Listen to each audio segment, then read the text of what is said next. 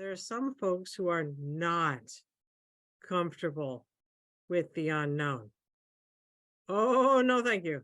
Not comfortable with the unknown. They may be so uncomfortable with the unknown that they just don't even acknowledge it. There was a period of time, it blew my mind, when you know how sometimes there's a phrase that you've never heard before, and then suddenly everybody's saying it. There was this time, it was a few years ago, when it seemed like everywhere I went, people were saying something or other about why something was, and then they'd say, "That's the only explanation I can think of," as though that made it true, as though that's what makes something true, is that it is the only explanation you can think of. Oh my gosh. And suddenly it's just like everywhere I went, people were saying, "That's the only explanation I can think of."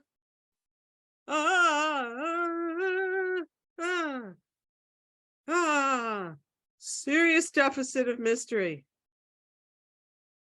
Serious discomfort with the unknown. Real difficulty saying, "I don't know. I don't know." Oh, there goes my, well, it's gone for now. So we may need practice with that.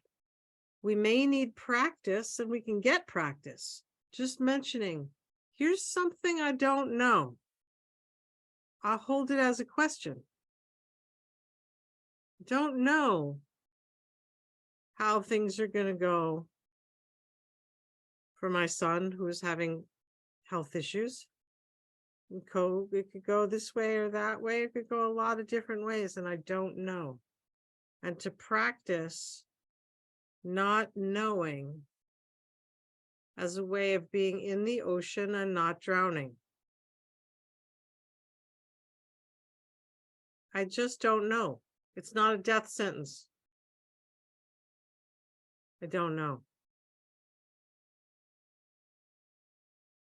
Sometimes, if not knowing, if the unknown is really difficult for you, you might start with small things like, I don't know how many clean sheets there are in the closet for my treatment table.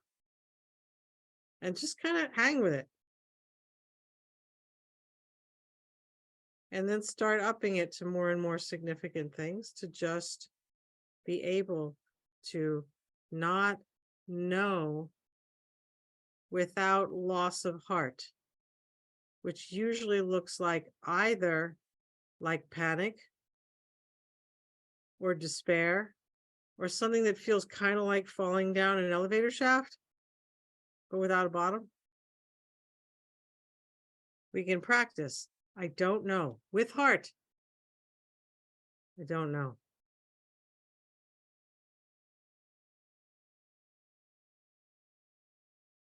And there are those of us for whom the valence is in the other direction, who are actually really good at being very in touch with what they don't know, and who kind of drown there because of some difficulty with being able to stand in what they do know. Not dogma. When I say no, I mean something that has a lived verification to it. I don't mean conviction. I believe that, fill in the blank. That's not what I mean. I mean, even such simple things as, this is a rubber chicken, and I'll use it if I have to. I'm just kidding. This is a rubber chicken. I know it's a rubber chicken. I'm positive. I don't need conviction to know that this is a rubber chicken. And I use this as an example of how it feels to actually know something. What I'm getting at is where the place is in your body and the actual feeling of what it feels like to be certain of something. I have sometimes worked with clients who had very strong kidney yang deficiency and a kind of wavering, weak in the knees doubt about everything. Everything. I would open the treatment room door and I would say, is the treatment room door open or shut? And they'd say, well, and they'd stand there for a while. And I'd say, is the treatment room door open or shut? And they'd struggle to get to the point where they could say, that door is open. And until they could say that door is open. And I'd have them shut it and let me know, is it shut? I mean, we'd work with this so that they could feel in their body. When you know something, when you really know it, how does your chest feel? How does your solar plexus feel? What's your pelvic stance? How are your legs, your feet?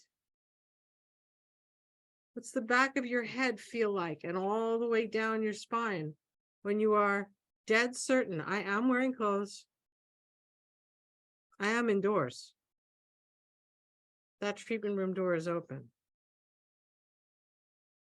As a differentiation from convictions that are mental. Because in many cases, especially when we are swimming in a sea of disinformation, we can lose our certainty detector. We can go into a state where we're really just not sure of anything. And this is very debilitating, physically, medically, as well as psychologically, spiritually. That we may need, some people need it more than others. Some people have so much certainty, it's fantastic. They don't need any more. They need more unknown. But some people really need, as a nutrient, more of the feeling in their body of, I know this is a rubber chicken. I know this is a cough drop. I know that my phone is over there. And to walk around and feel what it feels like to walk around in your knowing. I know these things. I don't know everything. I know these things for the biology of it, for what it does for our health, to give equal time to what we know and what we don't know.